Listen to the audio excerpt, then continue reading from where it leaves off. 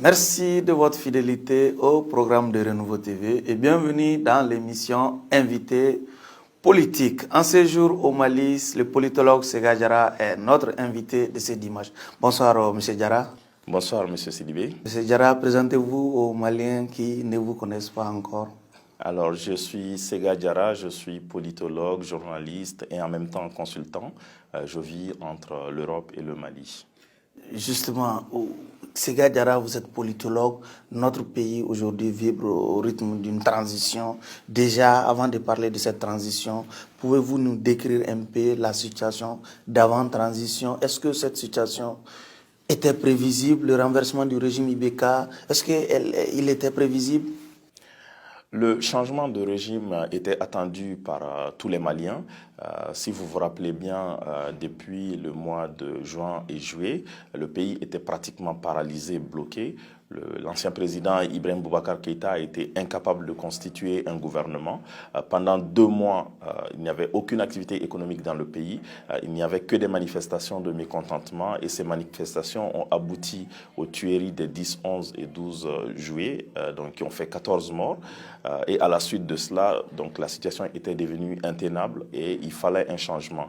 Donc c'est en ce moment-là que le CNSP est intervenu pour parachever en quelque sorte l'œuvre que le peuple malien avait entrepris, à savoir la quête d'un Mali courant, la quête d'un avenir meilleur.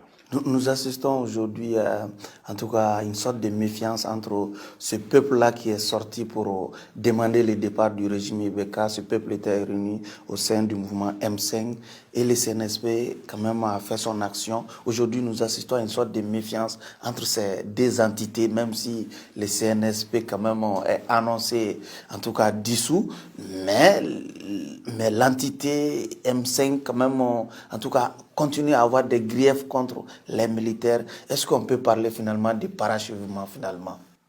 Absolument pas, parce que ce peuple-là aspirait à un changement profond et ce changement profond ne pouvait pas se passer qu'à travers une concertation nationale, à travers une gestion collective du pouvoir. Et malheureusement, le CNSP a donc transformé ce soulèvement populaire en un putsch et depuis sa mise en place, c'est-à-dire depuis le départ du président Keïta, nous assistons quand même à une mainmise sur toute l'administration, mais aussi à une gestion presque solitaire du pouvoir. La classe politique également, en tout cas, une bonne partie de la classe politique crie à l'ostracisation. Est-ce que la mise en écart d'une certaine classe politique aujourd'hui peut augurer du bon pour le reste de cette transition? En réalité, je pense que nous nous détournons des vrais sujets. Le sujet principal, c'est pourquoi les gens sont sortis pour chasser l'ancien régime. Les gens sont sortis pour chasser l'ancien régime parce que les gens aspiraient à un changement. Et ce changement-là passe par la lutte contre la corruption. Et ce changement-là passe aussi par l'insécurité galopante dans le centre et vraiment le retour de la dignité malienne.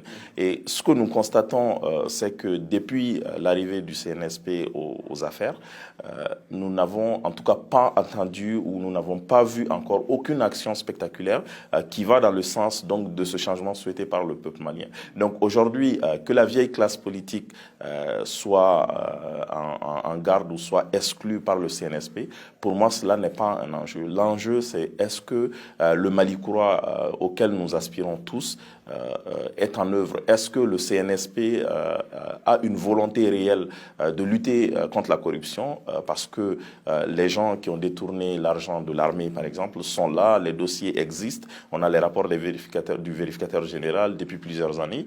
Il y a certains dossiers qui ont été instruits et c'est à cela que le peuple malien tient. Donc le peuple malien tient à une transparence, mais aussi le peuple malien ne veut pas continuer avec l'ancien système, le système qui a été à la base de l'effondrement de la nation. Donc aujourd'hui, il faut une rupture et cette rupture-là, on n'est pas sur cette voie-là et donc je pense que le débat ne doit pas se tenir de dire est-ce qu'on garde l'ancienne classe politique, est-ce qu'on les met à l'écart ou pas. Justement, est-ce que la mise à l'écart, en tout cas, de l'ancienne classe politique n'est pas une sorte de réponse des militaires à cette opinion qui pense qu'il faut un changement générationnel? Est-ce que ce n'est pas le chemin qui va peut-être nous mener à ce changement générationnel? Ce n'est pas le rôle des militaires de décider qui peut faire de la politique dans un pays démocratique ou pas. Je pense que ce qui est attendu du peuple malien de ces militaires-là, c'est d'assainir le terrain. Une fois le terrain assaini, c'est de permettre aux citoyens de décider est-ce qu'il faut continuer avec un ancien, parce que être un ancien n'est pas un crime en soi. S'il y a certains parmi cette ancienne classe politique qui ont détourné de l'argent ou qui ont des griefs contre eux, que les militaires saisissent la justice et qu'il y ait des poursuites contre ces personnes-là. Mais de façon unitaire et solitaire, un groupe d'individus ne peut pas décider de qui peut faire de la politique dans un pays et qui peut ne pas le faire. Le CNT, le Conseil national de la transition, a été mis en place dans cette ambiance, en tout cas d'ostracisation annoncée par certaines personnes. Qu'est-ce que vous pensez de la composition? Nous avons constaté que, au-delà même du décret qui a été publié par le président de la transition, ce décret-là n'a pas été respecté. Et dans ce décret-là, il y avait un certain nombre d'institutions qui auraient dû être représentées. Ces institutions n'ont pas participé donc au CNSP et au CNT. Et donc aujourd'hui, nous constatons qu'il y a, comme je l'ai dit, une volonté solitaire, mais qui n'en est pas une première, parce que dès le début, quand on s'intéresse aux actions posées par la junte depuis son arrivée aux affaires, elle a en tout cas très peu consulté, que ce soit la classe politique, les forces vives de la nation, mais la société malienne de façon générale, que ce soit pour la mise en place, la désignation du chef de l'État de transition, que ce soit le Premier ministre de transition, que ce soit la mise en place du CNT. Et là encore, on assiste à quelque chose de beaucoup plus grave, c'est-à-dire que on a créé de nouvelles régions, qu'on est obligé maintenant de modifier la loi électorale pour s'adapter à ces régions-là. Et tout ce processus-là aboutira à l'organisation des élections.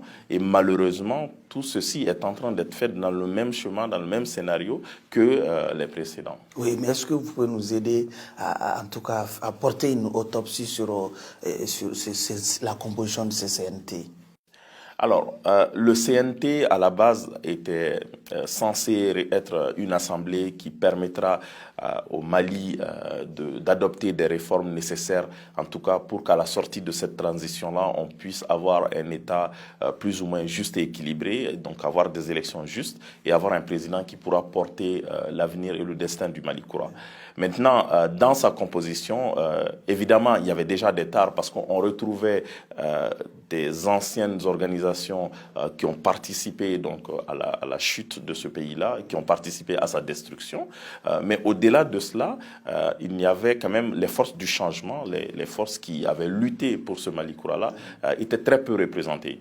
Donc au-delà de tous ces aspects-là, on n'a même pas pris en compte l'avis de ces organisations. Et en même temps, finalement, c'était un seul individu, en la personne du vice-président, qui avait en charge donc de nommer tous les membres de ce CNT. Donc, de par sa composition actuelle, on se rend compte que il n'y a ni transparence dedans parce que tous les membres ont été désignés par une seule personne. Et quand on s'intéresse un peu aux agissements qui ont eu lieu pendant la mise en place de ce CNT, à savoir vouloir nommer un certain nombre de membres par décret, donc on se pose énormément de questions sur la volonté réelle donc, du CNSP par rapport à ce qu'il attend de ce CNT-là. Donc personnellement, je pense que les Maliens ne doivent pas s'attendre à grand-chose de la part de ce CNT-là en sa forme actuelle. Donc vous pensez que les réformes qui ont été exprimées ça et là par les Maliens ne seront pas en tout cas opérées au cours de cette transition, puisque vous doutez de la capacité de ce CNT en tout cas à répondre à ces aspirations? Les réformes auront lieu, et ce pays s'en sortira parce que tout simplement, moi je reste persuadé qu'il y aura une correction de cette transition. Le CNT dans sa forme actuelle n'a pas de réponse à apporter aux préoccupations parce que nous sommes dans la même configuration, sinon en pire que le système précédent, que le régime précédent. Et le régime précédent, le système IBK, était arrivé au bout de ses limites. C'est-à-dire qu'on était arrivé à un moment où il a été incapable d'avancer. Aujourd'hui, pour avancer, le plus important, c'est quoi? C'est la réforme territoriale. Cette réforme territoriale passera indéniablement par une révision de la Constitution.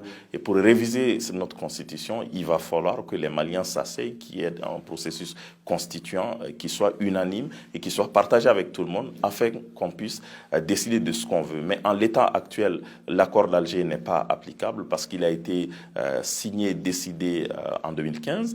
On n'avait pas encore cette crise du centre, mais aussi les acteurs ont changé entre-temps. Donc il va falloir que les Maliens s'asseyent, discutent, donc trouvent un autre cadre et à partir de là, proposent des réformes qui fassent un consensus, ou en tout cas à minima, afin qu'on puisse aller vers des élections transparentes et crédibles. Certains commencent à dire que le rôle d'une transition n'est pas de réviser une constitution. Est-ce que ce débat-là doit être mené aujourd'hui?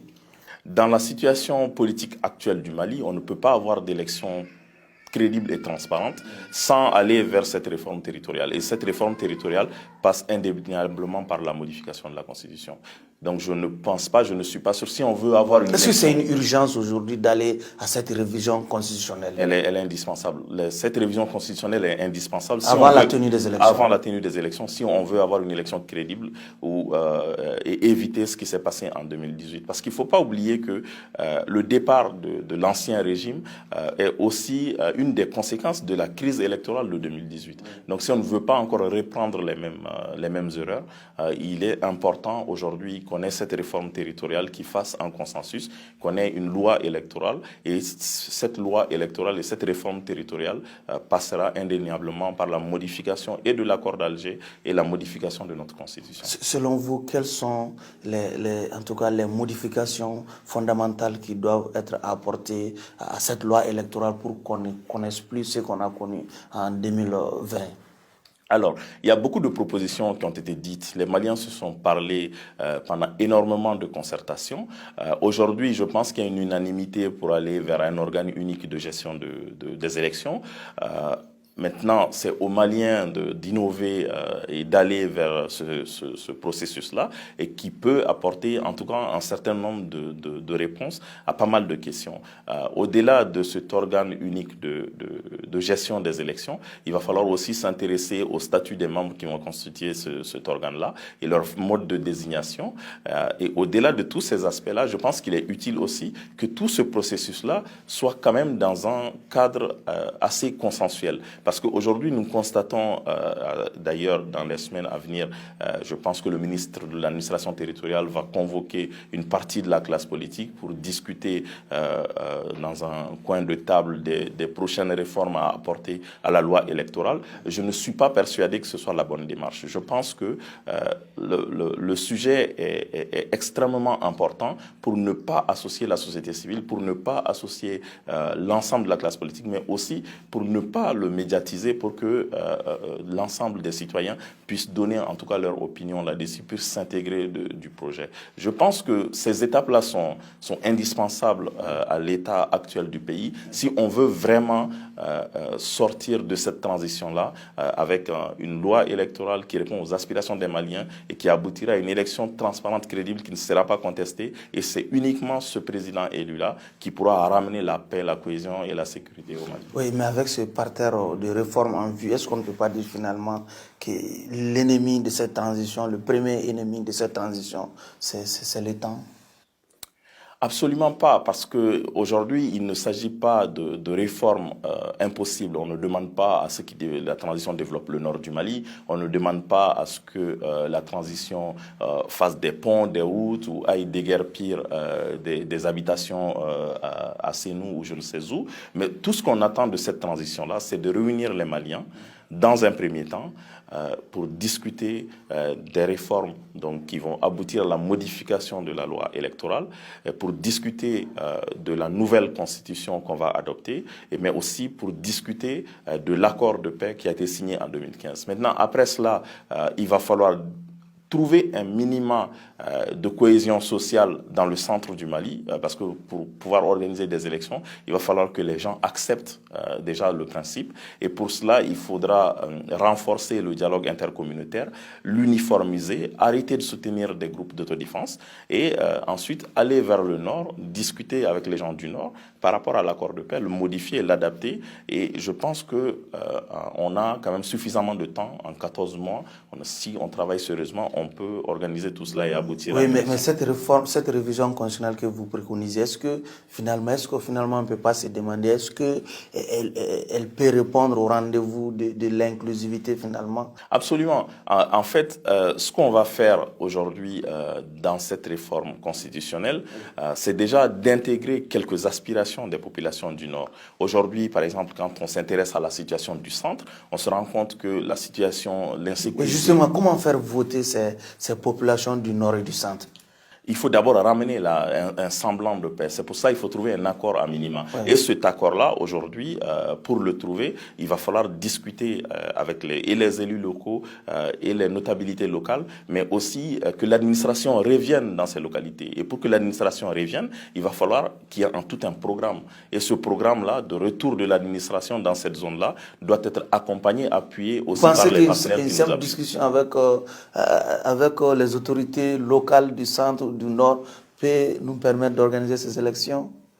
Pas une simple discussion. Aujourd'hui, quand on prend des zones comme le delta du Niger, le delta central du Niger au centre du Mali, dans toute cette zone-là, il s'agit de conflits intercommunautaires qui a été exacerbé par du djihadisme. Mais ces conflits ont existé depuis le temps. Donc il va falloir que l'État revienne, que l'État assure ne serait-ce que la gestion des terres, donc du foncier. Et une fois qu'on arrive à assurer la gestion du foncier, tout le reste sera réglé dans un cadre communautaire. C'est-à-dire que les gens, de manière autonome, ont appris à se parler, à régler leurs différends entre eux. Maintenant, on profitera donc de la révision constitutionnelle et aussi des futures réformes pour installer des polices locales, des brigades locales, pour maintenir en tout cas la sécurité et la paix. Et ces brigades locales ne doivent plus être des gens de Bamako qui vont aller s'installer là-bas, mais ça va être des enfants de ces Peuls, de ces Dogons qui vont patrouiller ensemble dans leur localité, et je reste persuadé que c'est ce qui ramènera et la confiance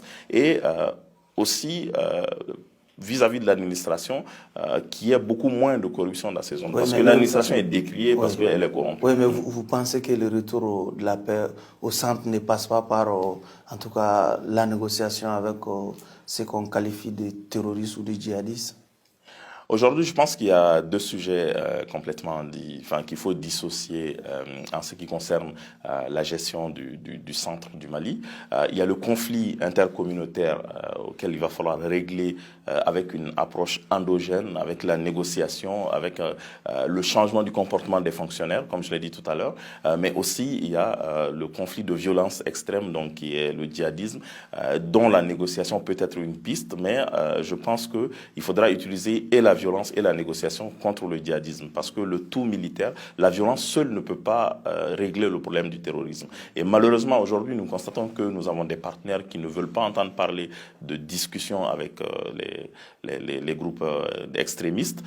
Le gouvernement de transition a quand même été assez courageux pour dire que c'est la volonté des Maliens de vouloir discuter, ne serait-ce que des terroristes contingents qui sont maliens, qui sont susceptibles de revenir dans la République et qui, en réalité, revendiquent plutôt des privilèges ou des postes, des rôles à jouer dans la région que une quelconque aspiration religieuse. Donc je pense qu'il va falloir et négocier avec une partie de ces terroristes-là et combattre une autre partie du terrorisme, mais tout en réglant le problème en fait communautaire, le problème de conflit communautaire. Okay. La transition vient pratiquement de boucler ces 4 premiers mois. Certains commencent à dire qu'il faut ouvrir une fenêtre de prorogation. Est-ce que vous vous inscrivez dans ce sens? Absolument pas, parce que déjà, pendant tout ce temps-là, nous n'avons rien vu qui présage de bon, ou en tout cas qui nécessite de prolonger la durée de cette transition. Donc moi, je pense que la transition doit plutôt s'atteler à se mettre au travail. Le CNSP doit plutôt s'atteler à faire face aux préoccupations des Maliens, à mettre en place ce Mali Kourala, plutôt que de penser à proroger cette transition-là, qui de toute façon ne sera pas acceptée par le peuple malien. Okay. Nous sommes pratiquement à la fin de cet entretien. M. Diarra, en tant que politologue, quel regard vous portez sur l'avenir du Mali après cette transition? Moi, je reste optimiste.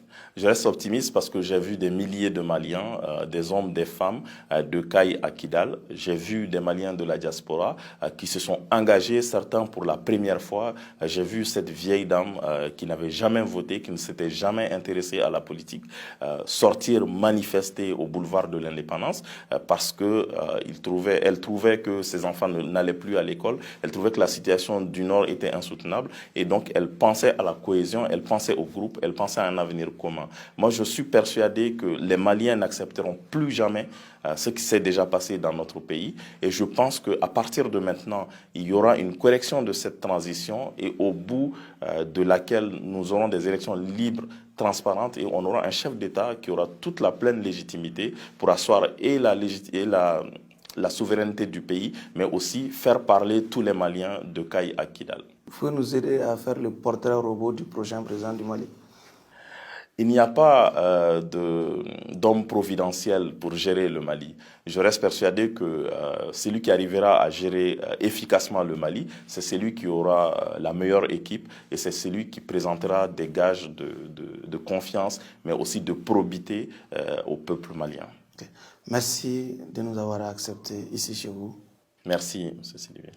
Ainsi prend fin ce numéro de votre émission Invité politique qui recevait M. Sega Diarra, politologue en séjour au Mali. Merci à vous de nous avoir suivis et au prochain numéro de votre émission Invité politique.